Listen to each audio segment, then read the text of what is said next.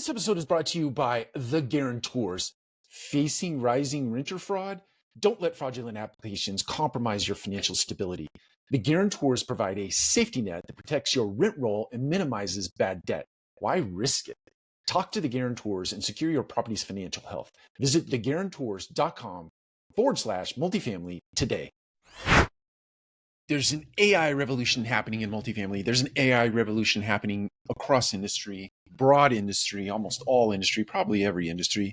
And I think it's interesting. The conversation is shaping up in a way that I think is interesting. I think that it will continue to evolve. That is the conversation, just as AI is evolving on a daily basis.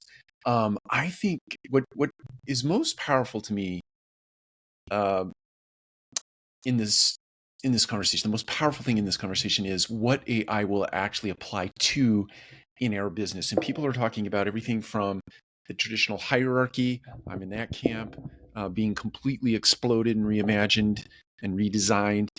That is traditional hierarchies that govern processes and systems and people and organizations, to actual very pointy, specific acts of process in an organization, a workflow, very pointy pieces of a workflow. So we've talked about mapping out certain things in the past. We've talked about mapping out certain journeys in an organization as it relates to the people that work in the organization, or the organization that, or the people that an organization serves.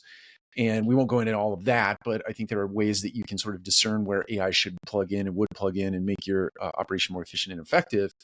I think some of the most exciting areas of opportunity are on the side of the mechanics in an apartment, mechanics in a building. And that is that, stoves, refrigerators, dishwashers, microwaves, fire suppressant systems, and other mechanically related things can actually self-diagnose when there's an issue.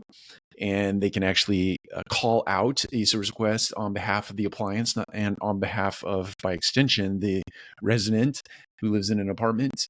So that, the stove starts pulling more amperage than it's supposed to, or it falls outside of a certain norm, and it will automatically call in a service request, and AI will actually handle the conversation between the resident and the appliance and the repairman or woman, and to get that item fixed.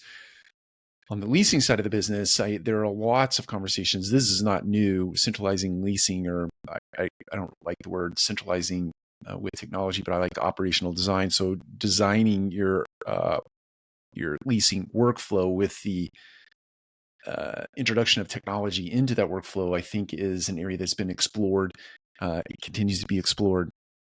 I think in the future that if you can wipe out all the friction related to leasing an apartment is not an easy exercise. A lot of us in this industry that work in this industry have not gone through the process of actually renting an apartment, moving to a city, and going through the exercise outside of your company. So internal to an organization, it's very easy to lease an apartment, right? I go to work for a company in said city, and I just say, hey, I'd like to lease an apartment. There's an internal application, and for the most part, it's very seamless to get moved into someplace, right? And you've already narrowed the field of potential options because you are going to rent in a community that is governed or operated by the company that you work for. So that's very simple. But outside of that system, if you're moving to a city and you're renting an apartment, it is not an easy process from the start to the finish. This industry, in some way, shapes, and form, have really made it difficult to lease an apartment, to find an apartment and to lease it. And I think AI will completely rearrange the way that happens, to the extent that if I put out a note to I'm looking down at the puck here that I have on my desk. If I put out a note to that puck, this one happens to be a Google Home, it let it know that I want to move, and it's going to do all that stuff for me. And then it's going to come back with a couple of recommendations, and I'm going to go see those recommendations. And because I like a pretty seamless, frictionless service, I'm probably going to trust that the AI did what I wanted it to do, and I'll end up renting an apartment that way. I won't go through any of the traditional means to do so.